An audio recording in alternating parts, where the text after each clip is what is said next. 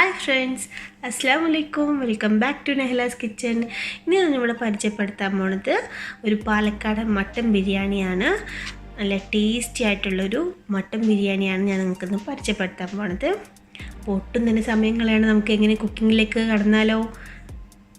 അപ്പോൾ അതിലേക്ക് വേണ്ടത് കുക്കർ എടുക്കാം, അതിലേക്ക് കുറച്ച് ഓയിൽ ഒഴിച്ചു കൊടുക്കാം. അതിലേക്ക് 3 സവാള നീളത്തിൽ അരിഞ്ഞത് ഇട്ട് കൊടുക്കാം.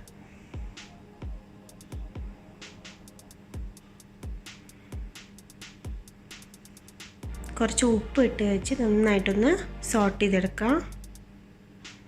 ഇതിലേക്ക് 3-4 പച്ചമുളക് ഇട്ട് കൊടുക്കാം. നന്നായിട്ടൊന്ന് വഴറ്റിയെടുക്കാം.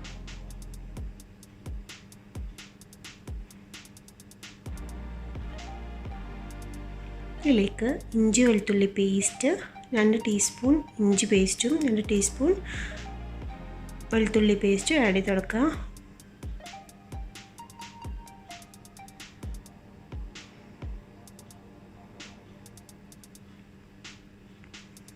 ശേഷം നമുക്ക് തക്കാളി ഇട്ട് കൊടുക്കാം. ഞാൻ 2 തക്കാളി ഇടുന്നുണ്ട്. തക്കാളിയും കൂടി ഇട്ട് നന്നായിട്ടൊന്ന് സോട്ട് ചെയ്തെടുക്കാം. ഇതിലേക്ക് മഞ്ഞൾപ്പൊടിയും മുളക് പൊടി 2 ടേബിൾ സ്പൂൺ ഇടുന്നുണ്ട്. മല്ലിപ്പൊടി 1/2 table spoon, garam masala 1/4 teaspoon ഇട്ട് നന്നായിട്ടൊന്ന് സോട്ട് ചെയ്തെടുക്കുക.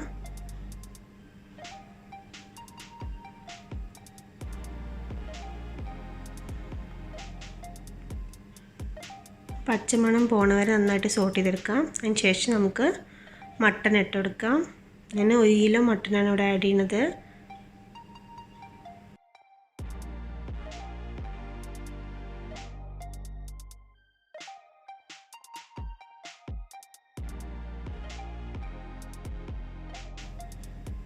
നന്നായിട്ടൊന്ന് ഇളക്കി കൊടുക്കാം. ആവശ്യത്തിന് ഉപ്പ് വേണമെന്നുണ്ടെങ്കിൽ ഉപ്പ് ആഡ് ചെയ്ത് കൊടുക്കാം.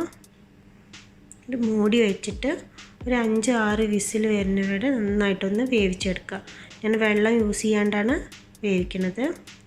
വേറൊരു ബിരിയാണീൻ്റെ പാത്രം എടുത്തിട്ട് അതിലേക്ക് നെയ്യ് ഒഴിച്ച് കൊടുത്ത് കാഷ്യൂനട്ട് ഇട്ട് കൊടുക്കുക. പിന്നെ വേണ്ടത് പട്ട, ഏലക്ക, ഗ്രാമ്പൂ ഇതെല്ലാം ഇട്ട് നന്നായിട്ടൊന്ന് സോട്ട് ചെയ്തെടുക്കുക നെയ്യിൽ. ശേഷം നമുക്ക് ഉള്ളി ആഡ് ചെയ്ത് കൊടുക്കാം. ഒരു 3 സവാള നന്നായിട്ട് നീളത്തിൽ നൈസായിട്ട് അരിഞ്ഞ് വെച്ചത് ഇട്ട് കൊടുക്കാം.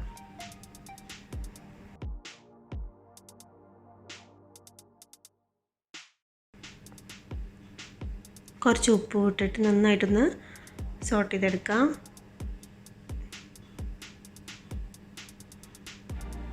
ഗീ പോരാന്നുണ്ടെങ്കിൽ നമുക്ക് ഓയിൽ യൂസ് ചെയ്യാം. നന്നായിട്ടൊന്ന് സോട്ട് ചെയ്തെടുക്കാം. ഇനി പച്ചമുളക് ഇട്ട് കൊടുക്കാം. ഒരു 5-6 പച്ചമുളക് ഇട്ട് കൊടുക്കാം.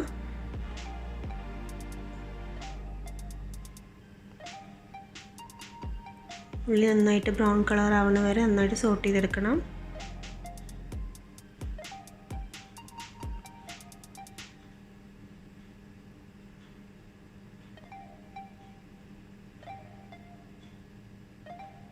ഇനി അതിലേക്ക് ജിഞ്ചർ ഗാർലിക് പേസ്റ്റ് ആഡ് ചെയ്ത് കൊടുക്കുക.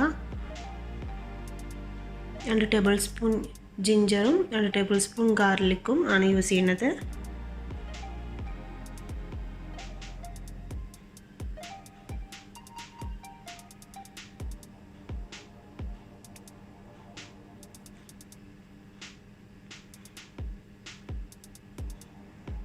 നന്നായിട്ടൊന്ന് സോട്ട് ചെയ്തെടുക്കുക.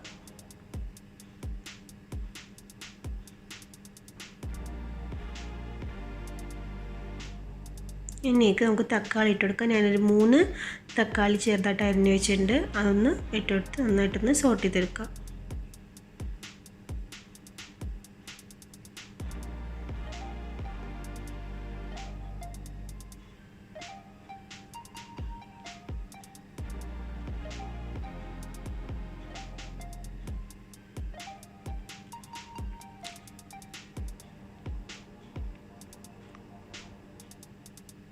നന്നായിട്ട് നമ്മുടെ തക്കാളി നന്നായിട്ട് സോട്ടായി വന്നിട്ടുണ്ട്. അതിലേക്ക് ഒരു 1/4 ടീസ്പൂൺ മഞ്ഞൾപ്പൊടി ഇട്ട് കൊടുക്കാം. 1/2 ടേബിൾ സ്പൂൺ മല്ലിപ്പൊടി ഇട്ട് കൊടുക്കാം. 1/2 ടേബിൾ സ്പൂൺ മുളക് പൊടി ഇട്ട് കൊടുക്കാം.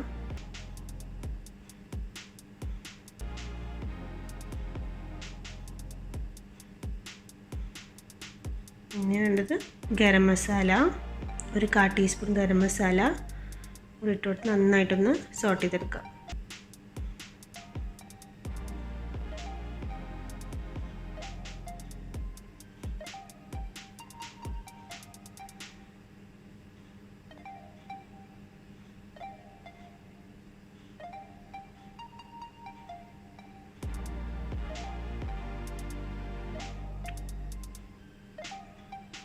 പിന്നെ വേണ്ടത് മല്ലിയിലയും പുതിനയും ഇട്ട് കൊടുക്കാം. അങ്ങനെ ഓരോരോ പിടി ഇട്ട് കൊടുക്കുന്നുണ്ട്.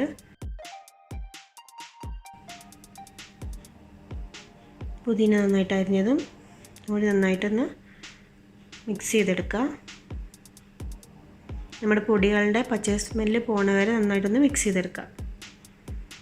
അതിന് ശേഷം നമ്മുടെ കുക്കർ തുറന്ന് നോക്കാം. നമ്മുടെ കുക്കറിൽ നന്നായിട്ട് നമ്മുടെ മീറ്റൊക്കെ നന്നായിട്ട് വെന്ത് വന്നിട്ടുണ്ട്. ജസ്റ്റ് ഒന്ന് ഇളക്കി കൊടുക്കാം. വെന്തൊന്ന് നന്നായിട്ട് ചെക്ക് ചെയ്യാം. നന്നായി വെന്ത് വന്നിട്ടുണ്ട്. നമുക്ക് ഈ കുക്കറിൽ നമ്മുടെ മിക്സ് നമ്മുടെ മസാലയ്ക്ക് ആഡ് ചെയ്ത് കൊടുക്കാം. ഫുള്ളായിട്ട് ഇട്ട് കൊടുക്കുകയാണ്.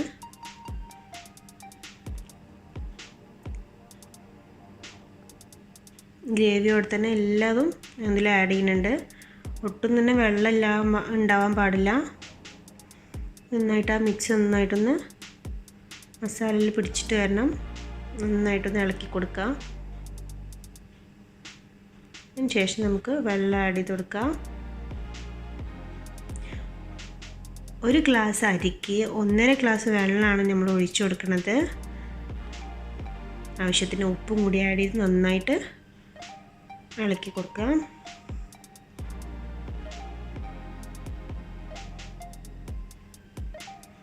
ഞാനിവിടെ ഓൾറെഡി അരി കുറച്ച് മഞ്ഞൾപ്പൊടിയിൽ കുതിർത്ത് വെച്ചതാണ്. കുറച്ച് നേരം 1/2 മണിക്കൂറോളം കുതിർത്ത് വെച്ച് കഴിഞ്ഞാൽ നമ്മുടെ അരിയിലൊക്കെ നന്നായിട്ട് ഒരു മഞ്ഞ കളർ പിടിക്കും. അതിന് വേണ്ടിയിട്ടാണ് ഒന്ന് കുതിർത്ത് വെക്കുന്നത്. അപ്പം നമ്മുടെ വെള്ളം നന്നായിട്ട് തിളച്ച് വരുന്നുണ്ട്. ഇനി നമുക്ക് അരി ഇട്ട് കൊടുക്കാം. 1/2 മണിക്കൂർ കുതിർത്ത് വെച്ച അരി നമുക്ക് അതിൽ ഇട്ട് കൊടുത്ത് നന്നായിട്ട് മിക്സ് ചെയ്തെടുക്കാം. ആവശ്യത്തിന് ഉപ്പ് ആഡ് ചെയ്ത് കൊടുക്കാം. മൂടി വെച്ച് നന്നായിട്ട് വേവിക്കാം. അതിലേക്ക് കുറച്ച് ഒരു ടേബിൾ സ്പൂൺ തൈരും അതിലേക്ക് ഒരു അരമുറി ലെമണും കൂടി പിഴിഞ്ഞ് മിക്സ് ചെയ്ത് വെച്ചതാണ്. അതും കൂടി ഒഴിച്ചു കൊടുക്കാം. അരി ഒട്ടി പിടിക്കാതിരിക്കാൻ വേണ്ടിയിട്ടാണ്. അതും കൂടി ആഡ് ചെയ്ത് നന്നായിട്ടൊന്ന് മിക്സ് ചെയ്തെടുക്കുക.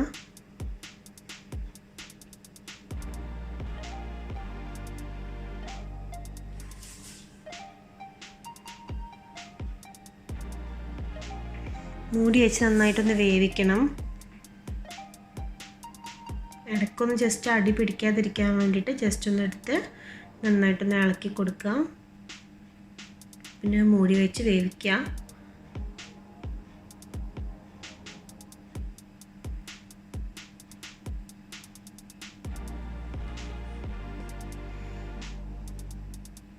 അടി പിടിക്കാതിരിക്കാൻ വേണ്ടി നന്നായിട്ടൊന്ന് അടിയിലൊന്ന് ഇളക്കി കൊടുക്കണം.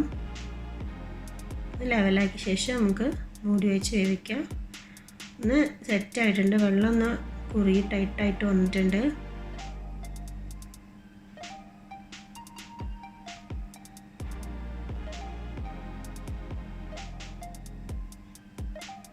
ഇനി നമുക്കത് ദമ്മിടാം. ഞാനിവിടെ അലുമിനിയം ഫോയിലാണ് യൂസ് ചെയ്യുന്നത്.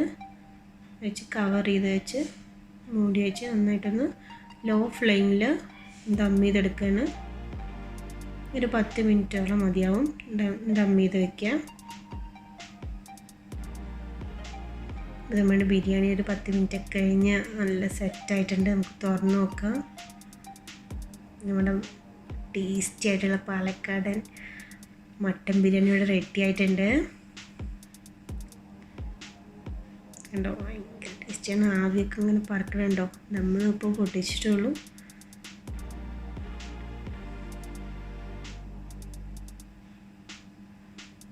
നമുക്ക് സെർവിങ് ബൗളിലേക്ക് മാറ്റാം.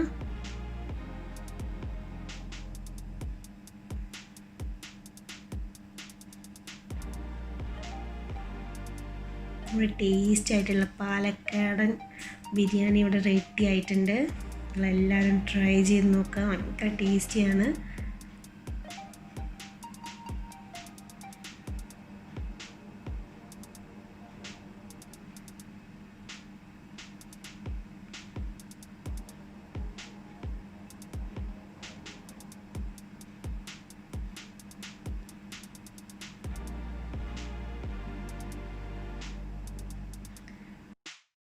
നമ്മുടെ പാലക്കാട് മട്ടൻ ബിരിയാണിയുടെ റെഡി ആയിട്ടുണ്ട്.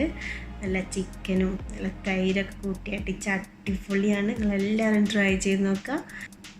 അപ്പോൾ ഇതുവരെ എൻ്റെ ചാനൽ സബ്സ്ക്രൈബ് ചെയ്യാത്തവർ സബ്സ്ക്രൈബ് ചെയ്യുക, ലൈക്ക് ചെയ്യുക, ഷെയർ ചെയ്യുക, സബ് ചെയ്യുക. So thank you, by.